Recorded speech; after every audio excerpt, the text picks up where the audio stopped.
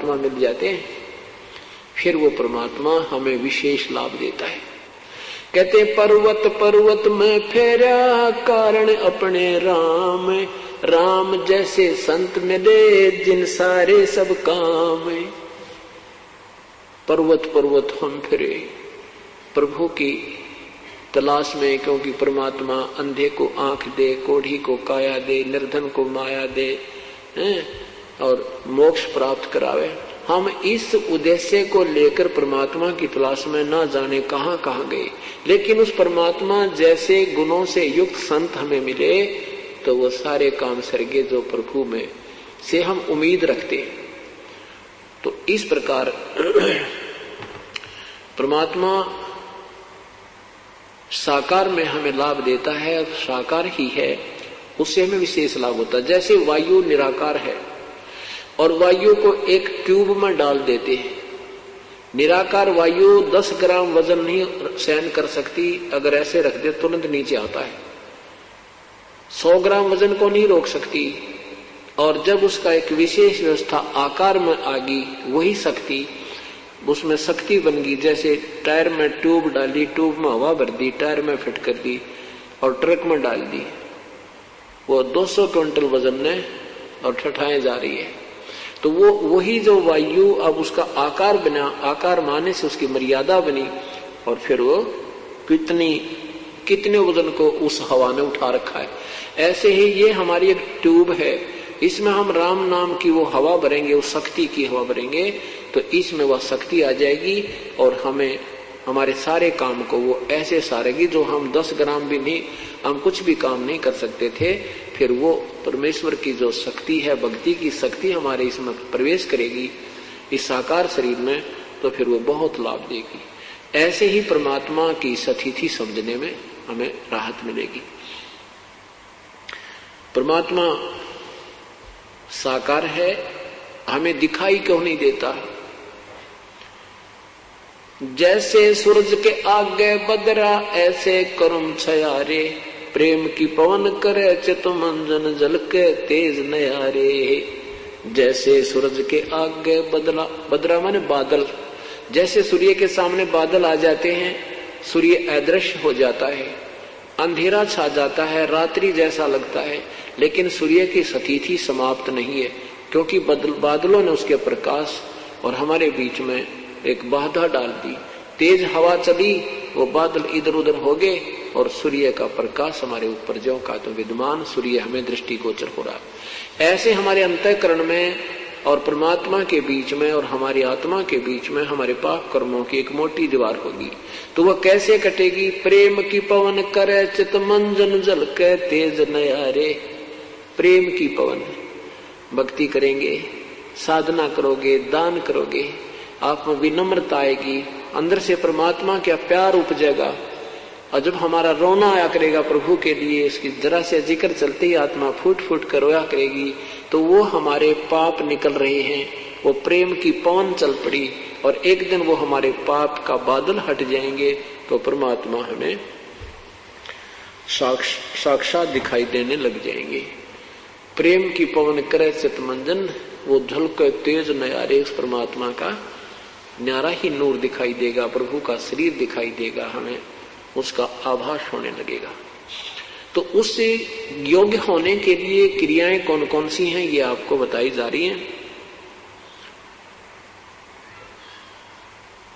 जैसे रोगी को डॉक्टर कई प्रकार की गोलियां देता है, कोई पीने की दवाई है, कोई कैप्सूल है, कोई इंजेक्शन लगाता है, तो हमने वो सारे ही ट्रीटमेंट विधिवत करना होता है, जिससे हम शीघ्र आरोग्य हो जाते हैं। ठीक इसी प्रकार हम जन्म मृत्यु के रोग से पीड़ित हैं, और इसमें हमें काफी मेडिसिन की आवश्यकता पड़ती है, अर्थात प्रभु की भक्ति कई प्रकार से करनी होती है। जैसे सुबह का नित्यनेम मंत्र जाप, प्रथम मंत्र जाप, द्वितीय मंत्र जाप, दोपहर के बाद रमैणी, शाम की संध्या आरती, सत्संग में सेवा, दान करना, सिमरण, सतनाम का सिमरण, फिर सारनाम मिलेगा। ये सारी की सारी क्रियाएं करके हम स्वस्थ होंगे अर्थात परमात्मा प्राप्त करने योग्य होंगे, जन्म मृत्यु के रोग से हम मुक्त हो जाएंगे।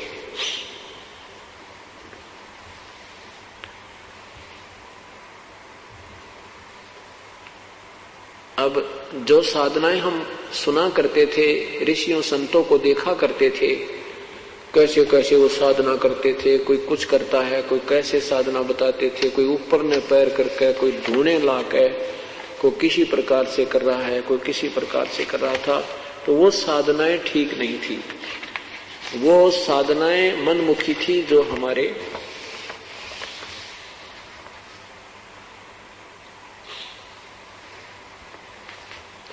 और ये सब काल ने हमारे ऊपर जाल फैला रखा है, इसको सतमार्ग पर नहीं लगने देता प्राणी को।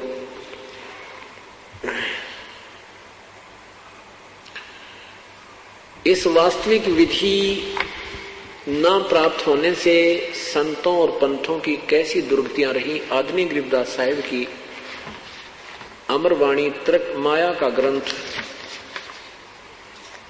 तर्कवेदी आपको सुनाते हैं।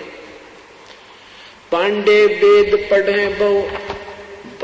वेद पढ़े क्या होई, घट अंदर की खबर न जाने, दौरा लूटे तो ही। एक गुदरी एक धागा, पांच तरंग भी ना बागा, हाड चाम का सकल पसारा, सब गट एक बोलन हारा। ब्रह्म वेद भूलो मत को, सब गट एक गुद्दा लोहू। भगद्वारे सब आवे जाही, ऊंच नीच कहाँ भिन्न बताही। आपको माया का ग्रंथ सुनाते हैं। ब्रह्म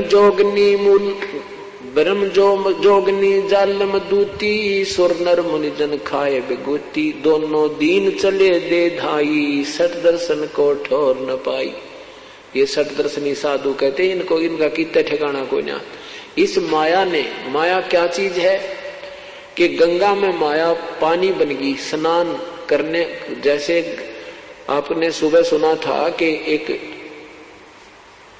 महाकुंभ पर्व के ऊपर स्नान करने में के लिए दो गुटों में, संतों के दो ग्रुपों में झगड़ा हो गया, वहां आपस में कट मरे।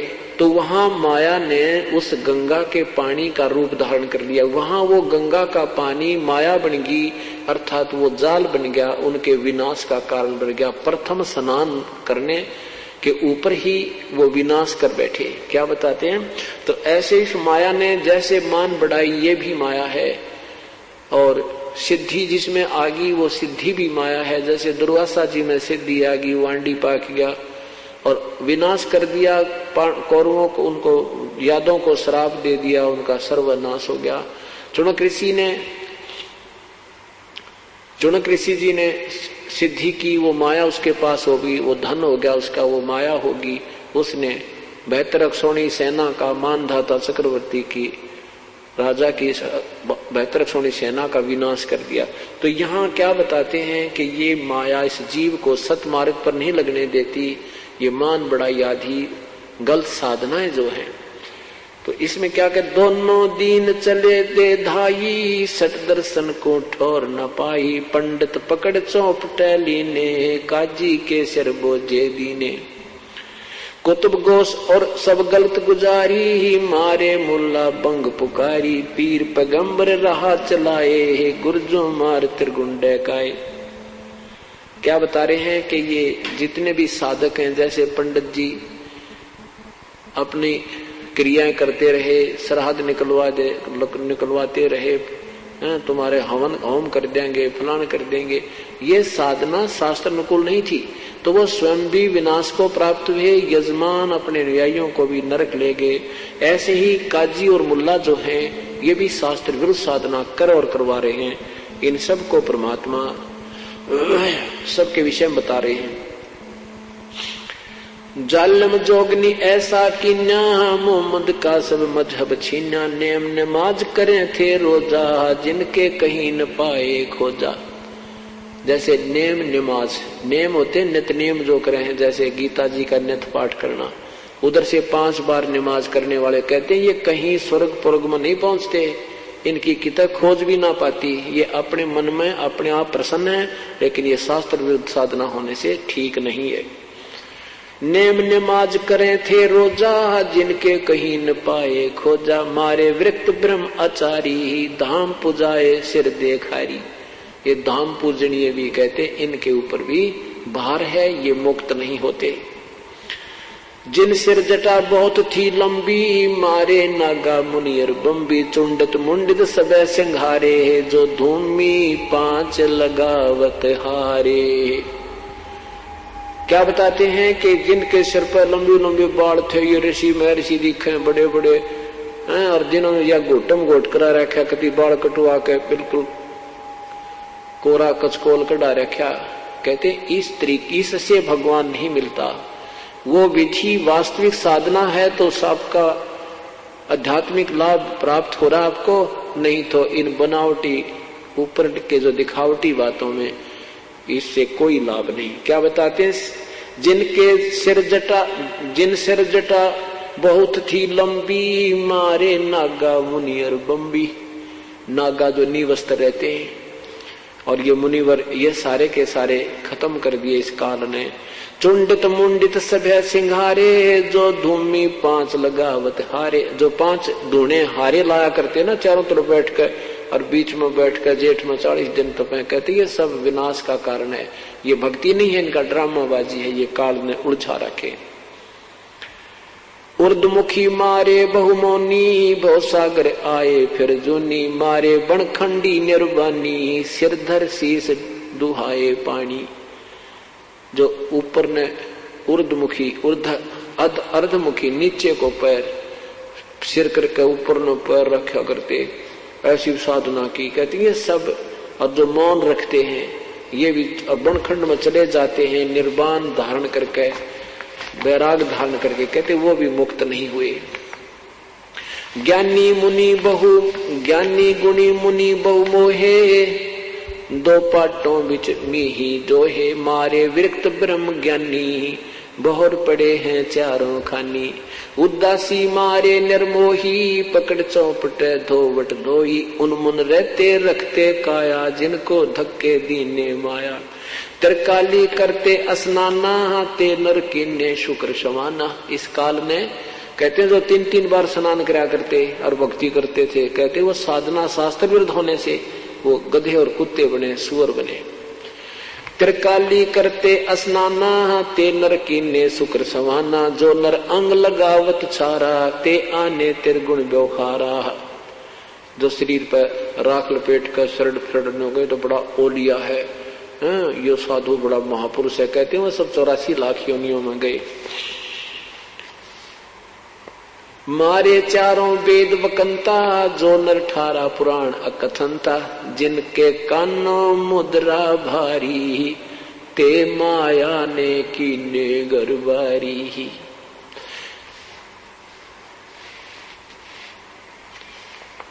अब क्या बताते हैं परमात्मा, इंद्रिय जीत रति कर डारे, जिनके मोंढे कीने कारे, चुंडित मुंडित गुफा धारी, जिनको जोग निम लागी प्यारी।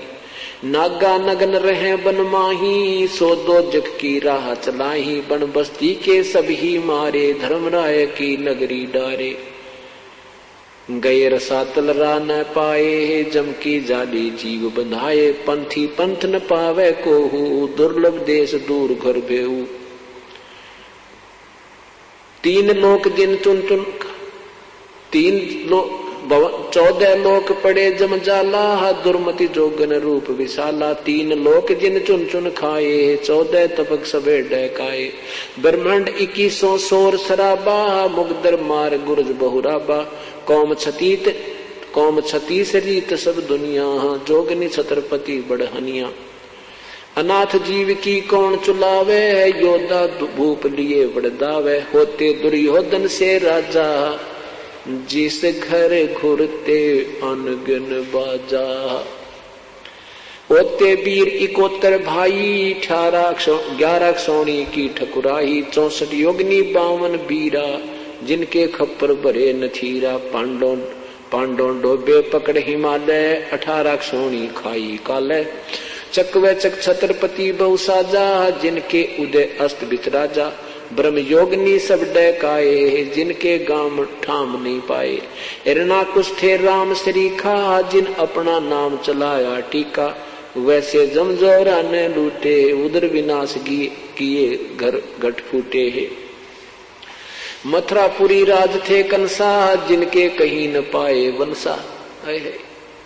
कितना प्यारी व्याख्या कर रहे हैं कि ये हिरण्यकशिपु जैसे भी अपने आप में भगवान बने बैठे थे, इनका बक्कल उतरा, पेट फाड़ कर फेंक दिया भगवान ने। ये इसमें रिद्धि सिद्धि आ गई, यो माया में उस सिद्धियों के कारण अपने आप में फूल गया, या माया इसको दुखदाई बन गई। कहते मथुरापुरी राज थे कंसा, जिनके कहीं न पाए वंसा। कंस आंडी पाक क्या था, और वो कहते हैं उसका नामो निशान मिट गया। संसरा बहा गहा जो डोबे, फरस्या मार रख तन झोबे। जरा संग बहु जोर जमाए, पकड़े टांग तन चीर बगाए।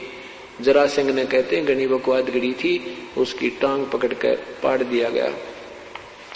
बाली काल को दिया झपेटा, चाणो रासे मारे फेटा। रावण छत्रपति थे राजा, सुर नर मुनि जन जिस घर साजा। योद्धा जुल्मी बहुवत आकी, कोट 33 बंद थे जाकी। 33 करोड़ देवता जिसने रावण ने बांध रखे थे। कहते हैं कुंभकर्ण से होते बीरा, 1.25 लाख नाती संग थीरा। 1 लाख पूत 1 लाख पूत दूत संग भारी, 7 समुद्र लंका धारी। उठपट किए लंक जद लूटी, 10 खप्पर रावण के फूटी। कहते हैं कितना अपने आप में महापुरुष मान रहा था, अपने जैसा योद्धा नहीं मांगना था। नहीं कहता मेरे 1 लाख बेटे, 1.25 लाख मेरे रिश्तेदार, इतनी सेना मेरे पास है, मेरा कौन क्या बिगाड़ देगा। 33 करोड़ देवताओं को बांध रखा था, और उस माया में वो फूल गया। तो कहते हैं उसकी के बनी उसकी गिला। कुंभकर्ण से अटपट किए लंक जद लूटी, 10 खप्पर रावण के फूटे। अटपट किया, कैसा कारण बनाया कि सीता का अपहरण करने का मन में आया। उधर से वह स्वरूपण खा गई जंगल में, उसने लक्ष्मण ने उसकी नाक काट दी। देख काल ने कहा क्यों कर चैन से नहीं जीने देता किसी को। पहले वनवास करवाया भगवान श्री राम को, और फिर जंगल में भी चैन से नहीं, वहां वो दूतनी भेज दी स्वरूपण खा। वो लक्ष्मण से शादी करने को कहने लगी, लक्ष्मण वो नहीं मानी तो उसकी नाक काट दी। अब अपनी बहन की नाक का बदला लेने के लिए रावण में के अंदर हवा भर दी काल ने, वो सीता उठा लिया। और फिर कहते हैं ये अटपट कर और लंक सब लूटी। ये अटपट करके काल ने वो सत्यानाश करवा दिया उसका। अटपट की ये लंक जद लूटी, 10 खप्पर रावण के फूटी। वो 10 मस्तक थे रावण के, 10 शीश भी काट दिए, अर्थात उसका विनाश को प्राप्त हुआ। फिर क्या बताते हैं, कृष्ण गुरु दुर्वासा लूटे, मनसा भवर कुचों पर छूटे। श्रृंगी ऋषि को सार चबाए, नारद पूत बहतर जाए। काम देव दग दे बहुगाता, पारा ऋषि पुत्री संगराता। काल में कैसा बकलता रहे सभी का, कैसे कृष्ण गुरु दुर्वासा लूटे, मनसा भवर कुचों पर छूटे। क्या बताते हैं कि दुर्वासा ऋषि बहुत अच्छे साधक रहे हैं, और यहाँ मृत लोक से वो बिल्कुल अपने आप को ब्रह्मचारी सिद्ध करके चले गए। ये क्या है कि ये ऊपर तो एक कांचली है अपने, या एक जैसे सर्प के ऊपर कंचली होती है, तो या तो एक कांचली है ये शरीर, इसके अंदर ज्यों का तो शरीर एक और रहता है जब तक नेक्स्ट जीवन नहीं मिलता, नेक्स्ट कोई दूसरा कोई प्राणी का जीव नहीं शरीर नहीं मिलता, तब तक ये शरीर हमारा ज्यों का तो रहता है। और उस शरीर में ही ये हम भक्ति साधना जो करते हैं उस शरीर को परिपक्व कर देती है। अब जिसमें जितनी कमाई होती है उसी के आधार पर फिर ये ऊपर जाते हैं स्वर्ग में। तो ये दुर्वासा जी वहां स्वर्ग में पहुंच गए। स्वर्ग आपको बताया वो क्या है, वो सबसे ज्यादा बकवाद है स्वर्ग में। वहां से नाचने गाने सारे मीठी मीठी आवाज के सब बकवादे हैं। कहते हैं एक समय एक सभा में ये बैठे थे देवता लोग, और वहां लड़कियां नाच रही थी। यहां तो ये महर्षि कल आते, वहां जाके ये फिर जो कहते हो उसी सती थी माँ जी, क्यों ये जीव ही है और जीव में विकार जो कहते हैं जब तक हमें सत साधना तत्व ज्ञान नहीं प्राप्त होता। तो ये दुर्वासा वहां बैठा था और एक लड़कियां नाच रही थी। तो इसने क्या किया, सिद्धि होती है इन ऋषियों में, इसने एक भंवरे का रूप बना के और उस लड़की की दूधी को काट लिया जो अर्धनग्न थी, और उस लड़की ने हाथ मार दिया।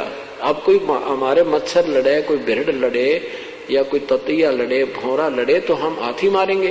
तो उस लड़की ने हाथ मार दिया और वो दुर्वासा जो भौरा बना हुआ था वो जमीन पर पड़ा, पटाखा उठा और फिर खड़ा हो गया और हंसने लगे। जो संत ऋषि बैठे थे वो हंसने लगे कि पड़ा नीचे। तो फिर दुर्वासा बन गया और दुर्वासा बनकर उसको श्राप दे दिया कि तू गधी बनेगी। बताइए भगवान, यहाँ कहते हैं लठ वाले का राज है। अब वो बेचारी, उसका क्या दोष था, स्वयं बकवाद करी। अब कोई चीज छुएगी, लड़ेगी, डंक मारेगी, हाथ तो अपने स्वाभाविक लगता है। तो वो बिरड़ते भी गुंडा ये दुर्वासा, उसने उसको सिद्धि जिसमें आ जाती है, वो सर्प जैसे होते हैं, ततैये जैसे होते हैं ये संत ऋषि, जरा सा कोई हाथ ला दे उसने श्राप दे देते हैं। इतनी कहते ये माया इस काल ने इनको न्योड़ जा दिया।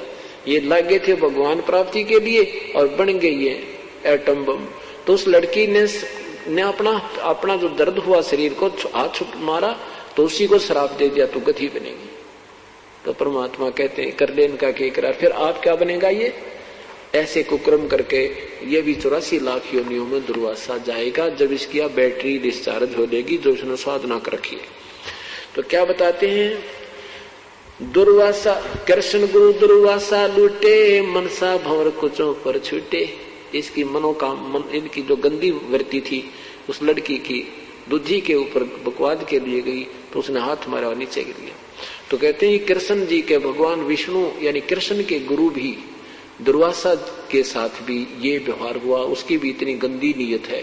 तो यह माया कहते हैं यो काल किसने बख्शेगा। क्या बताते हैं, श्रृंगी ऋषि को सार चबाए, नारद पूत बहतर जाए, कामदेव दगदे बहु गाता, पारा ऋषि पुत्री संगराता। इन महापुरुषों की हिस्ट्री खोला गरीबदास भगवान, गरीबदास साहिब जी कि ये तुम क्या मानते थे, ये थे क्या अंदर से। क्या बताते हैं कि श्रृंगी ऋषि को सार चबाए। एक श्रृंगी ऋषि थे, साधना करने के लिए जंगल में बैठ गए। ये मनमुखी साधकों के लक्षण बताते हैं।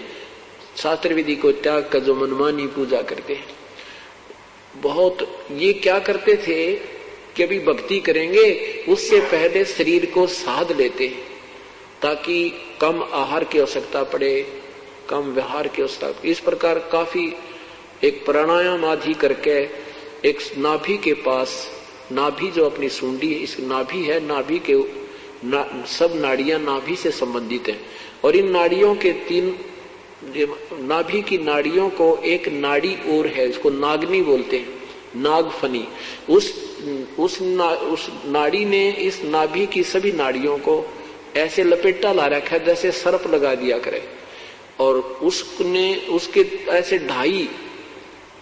ढाई लपेटे हैं और वह शेष वो नागनी वो ऐसे एक आंतड़ी है नाग जैसे फुन वाली, उसकी 2 फुन है, वो ऐसे रहती है। और जो हमारे शरीर में एक अमृत बनता है वो अमृत को पीती है और श्वास से खड़ी रहती है। तो ये प्रणाम कर करके क्या करते हैं, उस नागनी को ढीला कर देते हैं। प्रणाम कर करके वो नागनी को जो है ना मुरझा जाती है और वो अमृत जो है शरीर में प्रवेश करने लग जाता है। हमारी ये तालू है, तालू के ऊपर एक जैसे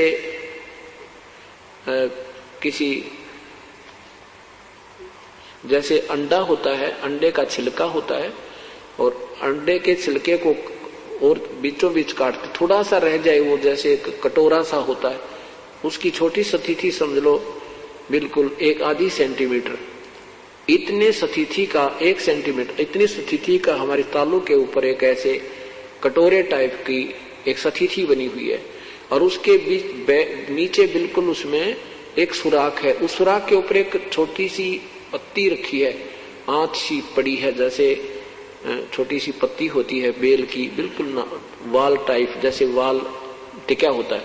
तो इस तालु का अभ्यास करने से, ऐसे जो खेचरी मुद्रा लगाते हैं, तो उससे क्या होता है कि वो जरा सा तालु उसके जो उस अमृत को रोके हुए होता है वो थोड़ा सा खिसक जाता है, वो फिर नीचे आता है, नीचे आकर के फिर ये नाभि पर आता है। और नाभि अगर वो नागनी ना पीवे, वो नागफणी नहीं पीवे, तो ये सारा उसी अमृत से इस शरीर में इतना जो नसरूर सा हो जाता है कि भूख लगनी बंद हो जाती है और निंद्रा आनी बंद हो जाती है। तो उसके अभ्यास में भी हमें कम से कम 20 वर्ष लग जाते उसको प्रफुल्लित करने में। ये पुराने समय के काम हैं, ये लगे रहते, ठाली बैठे थे ऋषि लोग, लाखों वर्ष की उम्र होती थी, ये बकवादा में लगे रहते। लेकिन वो साधना परमात्मा पाने की फिर भी नहीं है। वो तो साधना शास्त्र विरुद्ध है और शास्त्र अनुकूल साधना बिल्कुल सिंपल सी है, ये नहीं करनी थी। फिर भी उन ऋषियों को जिन्होंने शास्त्र विरुद्ध साधना की और इस माया ने, काल के जाल ने कुकर भरमा दिए, तो उस श्रृंगी ऋषि ने अभ्यास कर लिया अल्प आहार करने का। पहले आहार अपना साधना की, शरीर को शोधा ऐसे, और फिर इतनी साधना कर ली कि दिन में एक बार एक वृक्ष की छाल के ऐसे जीभ लगाता, उसी से तृप्त हो जाता और वहीं बैठा उसकी तरफ मुख करके अपना वो ध्यान लगाता रहता। एक दिन वो श्रृंगी ऋषि अयोध्या के पास आ गया। अयोध्या के पास जंगल में, बिल्कुल निकटतम जंगल में, नगर के आसपास जो सब ने दिखाई दे, रास्ते के आसपास ही बैठ गया। सारे अयोध्या नगरी में एक चर्चा का विषय होगा कि ऐसा साधु आया है, 1 महीना हो गया है, बिल्कुल आहार नहीं करता, एक बार वृक्ष के छाल के ऐसे जीभ से चाटता है, सारा दिन ऐसे बैठा रहता है। बहुत चर्चा का विषय हुआ, लोग देखने गए, जवान अवस्था थी, सुंदर शरीर ज्यों का त्यों, और आहार कुछ नहीं कर रहा, तो बहुत ज्यादा प्रभावित लोग हो गए। राजा दशरथ की बेटी शांता, जो श्री रामचंद्र से बड़ी थी, रामचंद्र हर तो फिर बाद में हुए हैं, बहुत बाद में, वो शांता जो है जवान थी, उसके बाद कोई पुत्र नहीं था, कौशल्या की पुत्री थी वो। उसके बाद राजा को कोई संतान नहीं थी, तो इकलौती पुत्री थी। इकलौता बच्चा ज्यादा ही लाडला होता है, तो वो लड़की अन्य सहेलियों के साथ उस ऋषि को देखने गई। शांता उस ऋषि को देख करके उस पर आसक्त हो गई। उसने किसी संत से, ऋषि से, अन्य ऋषि से पूछा कि ये संत कैसे आंखें खोले, कैसे ये संसार व्यवहार में यानी देखे, हमारी तरफ संसार को देखे।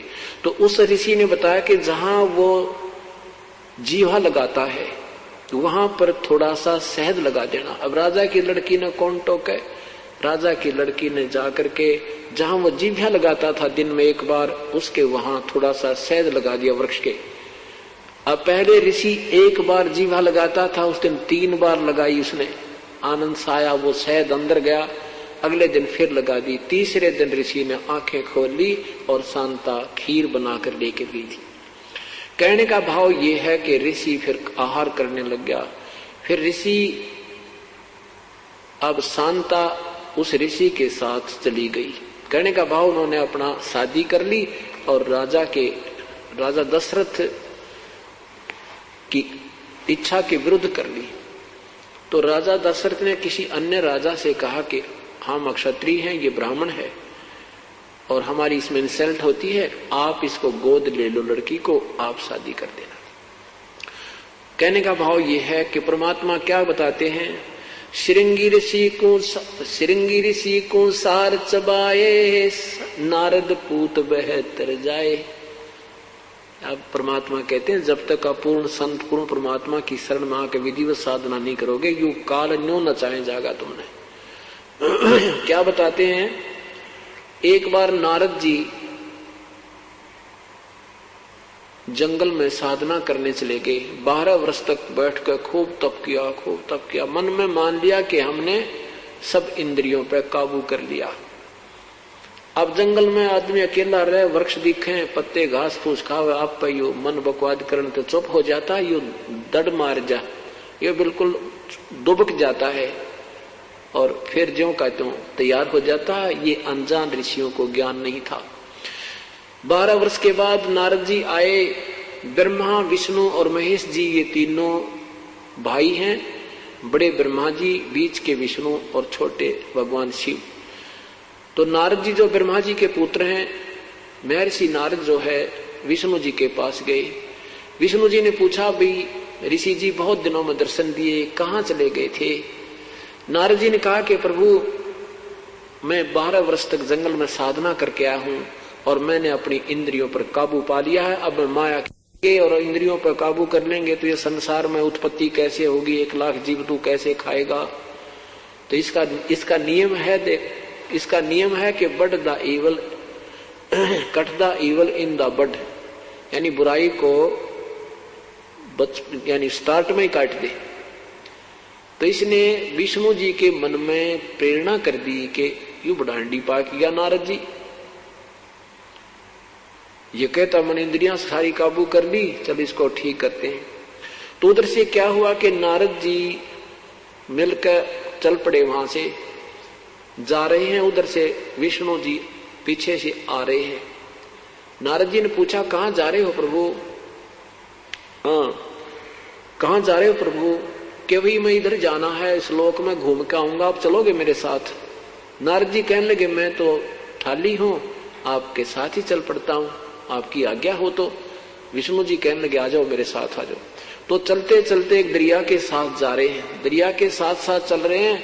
तो नारद जी से कहा विष्णु जी ने कि ऋषि जी आप खड़े रहो, मैं पानी पी कर आता हूं।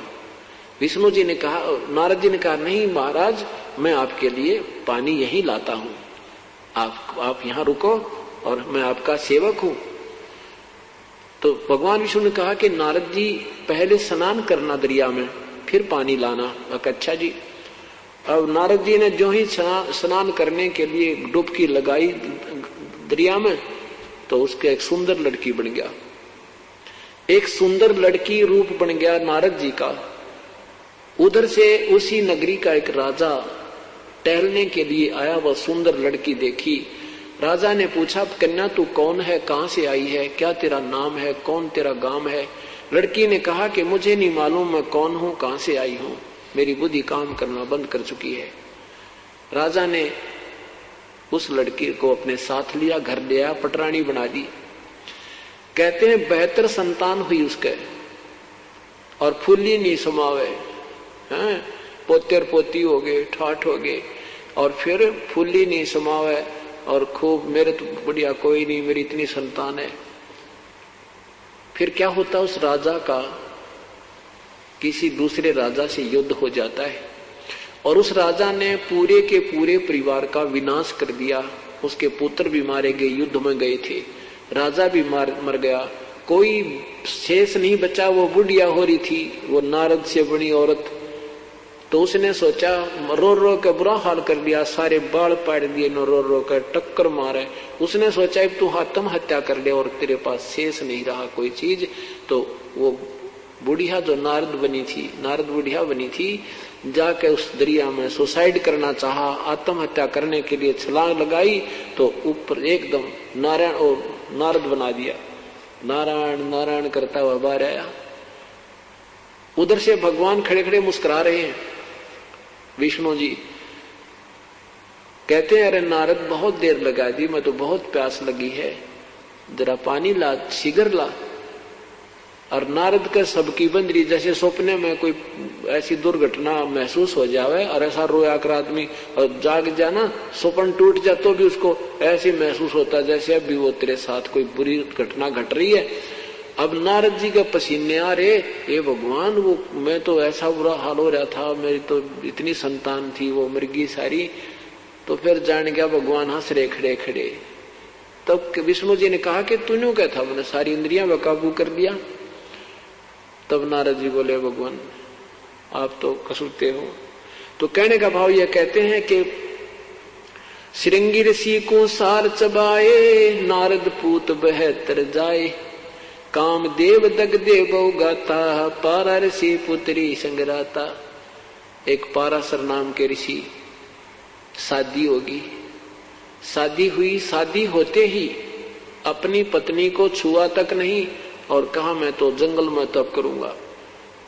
अब उसकी पत्नी कहती है कि आप अच्छे महापुरुष हो, आज शादी हुई है, अब तुम घर छोड़ के जा रहा है, या तो शादी ना करवाता या बाद में करवा लेता। तो कहता है कि पहले मैं तप करके आऊंगा, साधना करूंगा, अच्छी संतान उत्पन्न होगी। ये करके बहाना चल पड़ा। तो फिर कहा कि मैं जब कुछ साधना कर लूंगा तेरे पास बीज शक्ति भेज दूंगा, तुझे गर्व रहेगा। अब पारा ऋषि ने 10 वर्ष 11 वर्ष साधना की, एक कव्वे को अपनी बीज शक्ति दे दी कि तू ले जाकर मेरी पत्नी को देना। एक सिद्धि होती है। वो कौवा उसको एक पत्ते में लिए हुए आ रहा था और एक दरिया के ऊपर से जा रहा था। कौवे के मुख से वो पत्ता छूट गया और वो शक्ति जो है एक मछली ने खा ली। उस मछली के अंदर एक लड़की बन गई। वो लड़की को एक धीमर ने, मछियारे ने, और वो बोटिंग का भी काम करता था, नाविक ने, वो मछली धीरे धीरे काटी। उसको पता होता है उनको कि इसमें कोई वस्तु मिल जाती है, तो उसमें एक लड़की, बिल्कुल लड़की पाई और उसका फिर उसने अपनी पुत्री की तरह उसकी परवरिश की। जब वो लड़की 12-13 वर्ष की होगी, एक वर्ष के बाद उसने 2 वर्ष के बाद वो शक्ति भेज दी। तो जब वो लड़की 13-14 वर्ष की होगी, उधर से ऋषि अपनी साधना करके वापस आ रहा है। उस दरिया के किनारे आके खड़ा हो जाता पाराशर ऋषि। उस समय वो लड़की जो है, जो पाराशर ऋषि की ही बेटी समझो, जो उसी के बीज शक्ति से मछली के अंदर उत्पन्न हुई थी, वो लड़की अपने मछियारे पिता की रोटी लेकर आई हुई थी, वो नाविक की, मल्लाह की, और वो मल्लाह रोटी खा रहा था। पाराशर ऋषि आया, उसने कहा कि मल्लाह मुझे पार करो, शीघ्र जाना है। उस मल्लाह को पता था कि इधर जो वन से संत आते हैं, ऋषि आते हैं, ये तोम बनकर आते हैं, ये साधना करके आते हैं, इनमें सिद्धियां होती हैं, और जरा सी इनकी बात की अवहेलना होगी तो ये श्राप दे देते हैं। तो उसने कहा महाराज मैं तो खाना खा रहा हूं, जरा सा आप इंतजार करो। तो उसने कहा कि नहीं, मुझे इतना समय नहीं है। तो उसने कहा बेटी, अपनी पुत्री से कहा कि जा बेटी तू ऋषि को दरिया से पार करा, नौका चला ले जा। अब जब बीच दरिया के बीच में जब जा ली नौका, तो वो ऋषि के मन में खोट आ गया युवा लड़की देख के। अब बदमाशी करनी चाहिए, तो लड़की ने कहा हे प्रभु, चारों तरफ सब दुनिया देख रही है, मेरे पिता देख रहे हैं, क्योंकि वो डर रही थी बेटी कि ये कहीं नकम्मा शराब भी दे दे, इनसे इतना भी डर लगता था। अपनी बचाव करना चाहती है। तो ऋषि ने क्या किया, वो सिद्धि तय जल उठाया और चारों तरफ धुंध कर दी और अपना मुंह काला किया। अब क्या बताते हैं परमात्मा, ताहू के बिंद से, उसका नाम फिर मछोदरी रखा हुआ था, और उस मछोदरी फिर उस लड़की से फिर व्यास जी उत्पन्न हुए। उस लड़की को जो पाराशर से गर्भ रहा तो वेद व्यास जी उत्पन्न हुए। तो यहाँ गरीबदास साहिब कहते हैं ताहू के बिंद से वेद व्यास, ताहू के बिंद से मछोदरी। अरे हाँ महबूब कहता दास गरीब रही कहाँ सोदरी।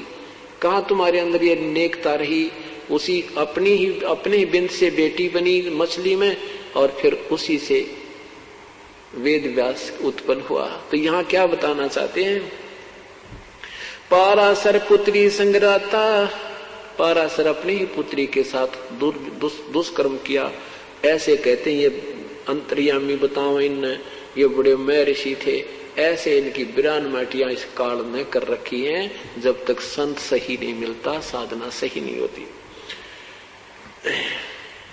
कामदेव दगदे बहु गाता, पारा ऋषि पुत्री संगराता। उदालक मुनि ऐसा कीना, जिन जोगनी संग संगम कीना। रामचंद्र होते अवतारी, जिनकी दूतर ले गया नारी। दुर्मति दूती बहुत बढ़ाई, सुर असुरन की राड मंडाई। जिन इंद्रपति जिन इंद्रपुरी के अस्तल लूटे, गुर्जो मार सातल कूटे, गुरु मछंद्र लूटे लोई, रस कुस पिया डारी छोई। कच्छ देश में गोरख हेरे, हम संग सिद्धा लीजय फेरे, गोरख कहे सुनोरी दूती, हम योगी निर्गुण अवधूती। हम योगी जुगता ब्रह्म ज्ञानी, पूर्ण ब्रह्म अलख बिनानी, गुरुआ की तो छार उड़ाई, तुम चेला कित रहो सहाई, किस रहो सहाई।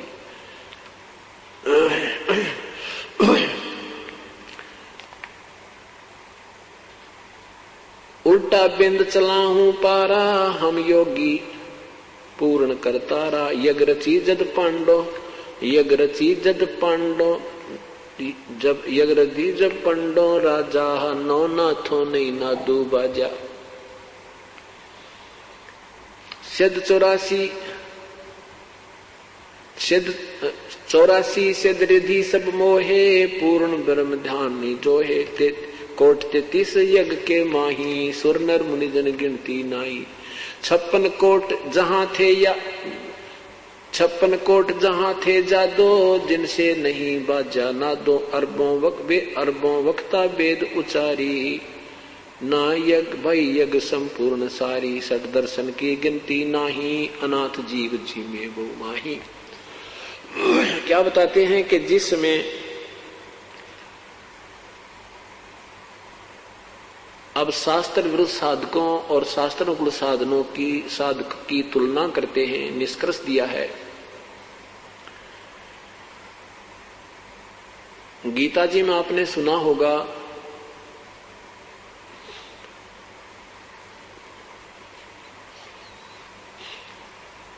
दूसरे अध्याय के 37 और 38 श्लोक में गीता बोलने वाला भगवान कह रहा कि अर्जुन तू युद्ध कर ले, तुझे कोई पाप नहीं लगेगा,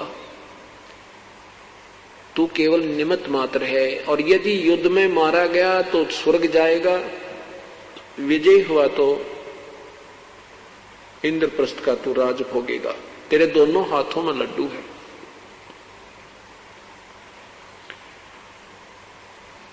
अब फिर क्या होता है कि युद्ध में पांडव विजयी होते हैं, कौरव पराजित हो जाते हैं, विनाश हो जाता है। राजगद्दी पर युधिष्ठिर को बैठा दिया जाता है। युधिष्ठिर जी को बुरे बुरे शोपन आने लग जाते हैं। उसके समाधान के लिए भगवान श्री कृष्ण के पास द्वारका जाते हैं पांचों पांडव, क्योंकि श्री कृष्ण जी पांडव और यादव के गुरु जी थे, धार्मिक गुरु थे, ये नाम उपदेश देते थे। तो कोई समस्या आती है तो अपने गुरुदेव के पास ही जाकर समाधान करवाते हैं। तो भगवान श्री कृष्ण ने कहा कि जो तुम्हें सौपन आ रहे हैं युधिष्ठिर जी को, इस कारण से आ रहे हैं कि तुमने महाभारत में जो पाप किए हैं वो तुम्हें दुखदाई हो रहे हैं। उसके लिए एक अश्वमेध यज्ञ करो।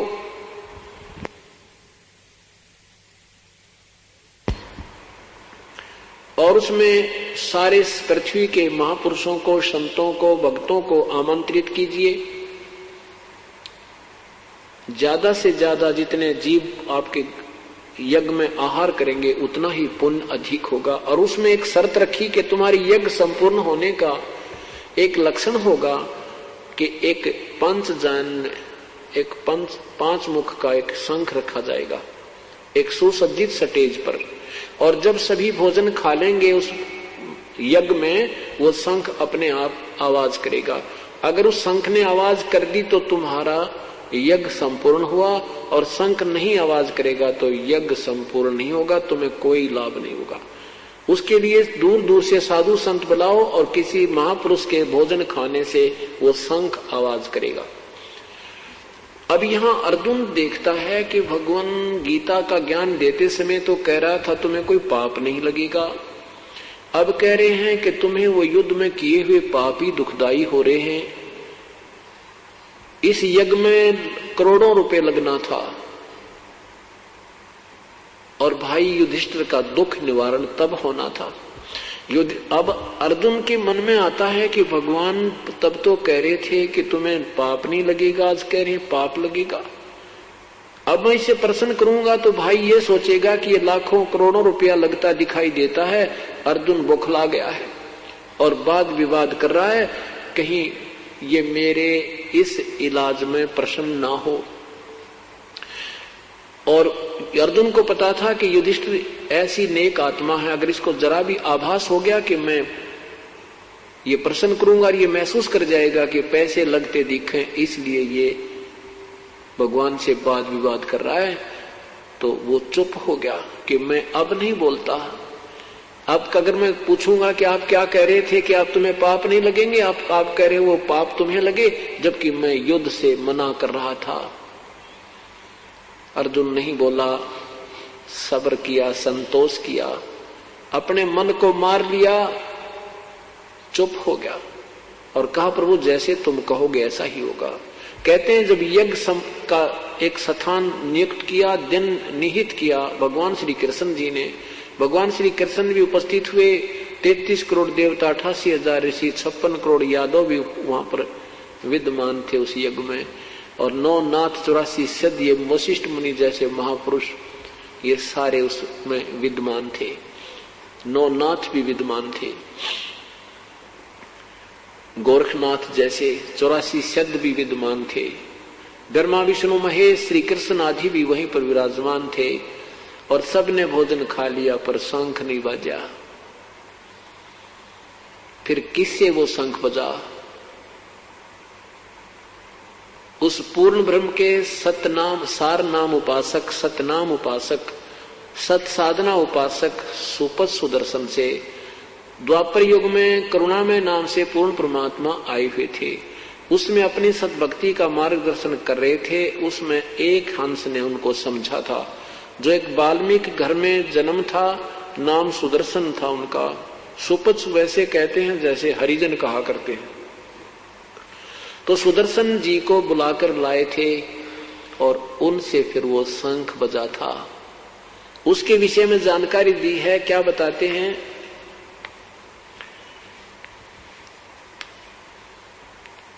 यज्ञ रची जब पांडव राजा, नो नाथों ने ना दू बजा। यज्ञ रची, अश्वमेघ यज्ञ जब रची उन पांडव राजाओं ने, तो 9 नाथों से भी वो शंख नहीं बाजा, आवाज नहीं की शंख ने। यज्ञ रची जद पांडव राजा, नो नाथों ने ना दू बाजा। 84 सिद्ध रिद्धि सब मोहे, पूर्ण ब्रह्म ध्यान निजोए। ये 84 सिद्ध भी सिद्धि शादी में लगे रहे, 33 करोड़ देवता भी शास्त्र में साधना करते रहे, उस पूर्ण परमात्मा की साधना नहीं कर पाए, तत्वदर्शी संत नहीं मिला। कोट 33 यज्ञ के माही, सुर नर मुनि जन गिनती नाही। 33 करोड़ देवता भी यज्ञ मारे थे, जिन देवताओं की हम पूजा करके प्रसन्न रहते हैं। कहते हैं वो 33 करोड़ योद्धा देवता भी वहां पर उस यज्ञ में उपस्थित थे, परंतु शंख नहीं बजा उनसे। 56 कोट जहां 33 कोट यज्ञ के माही, सुर नर मुनि जन गिनती नाही। 56 कोट जहां थे यादो, जिनसे नाही बाजे नादो। भगवान कृष्ण समेत सभी यादव वहां उपस्थित थे, सबने भोजन कर लिया था, उनसे भी शंख नहीं बजा। अरबों वक्ता वेद उचारी, ना भई जग संपूर्ण सारी। ना विरा कितने ये वेद के ज्ञान अपने अपने वेद वक्ता कंठस्थ याद करे फिरे थे, उनसे भी बात नहीं बनी। 60 दर्शन की गिनती नाही, अनाथ जीव जी में बहु माही। सुर नर मुनि जन तपा सन्यासी ही, दंडी वृक्त बहुत उदासी। काम धेनु कल्प वृक्षी लाए, 3 लोक के सुर नर आए। 5 पांडव कृष्ण श्री राह, जिनसे यज्ञ भई नहीं थी राह। 5 पांडव भी और कृष्ण भी वहीं पर बैठे थे, उनसे भी यज्ञ नहीं संपूर्ण हुई, उनसे भी शंख नहीं बाजा। तो क्या बताते हैं? एक वाल्मीक नीचे कुल साधु, जिन शंख पचायन पूरे न दू। कितनी प्यारी बात कह दी, निष्कर्ष दे दिया इस पूरे ग्रंथ का, पूरे इस अंग का।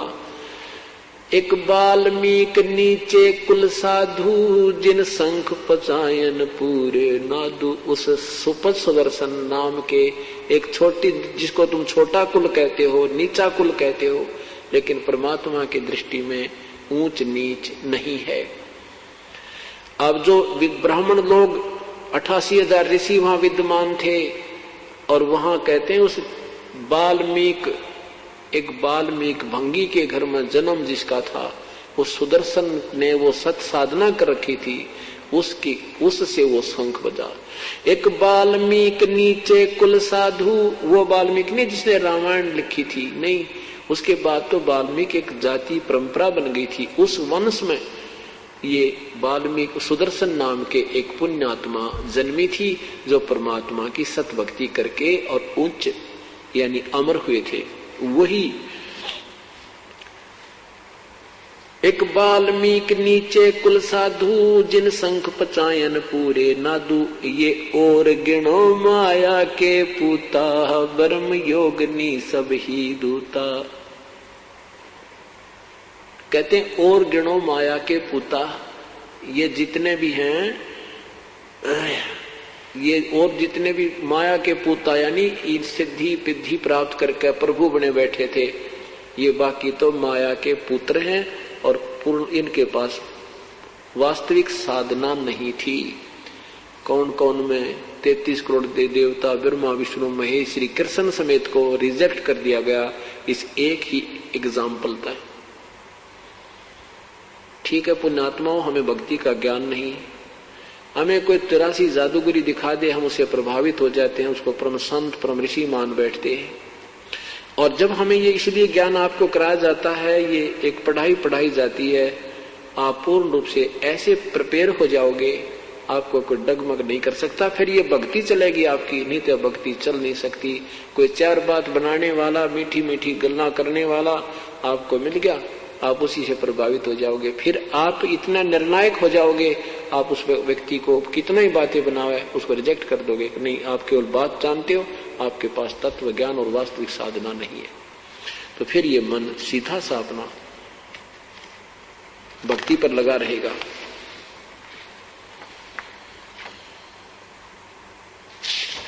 क्या बताते हैं,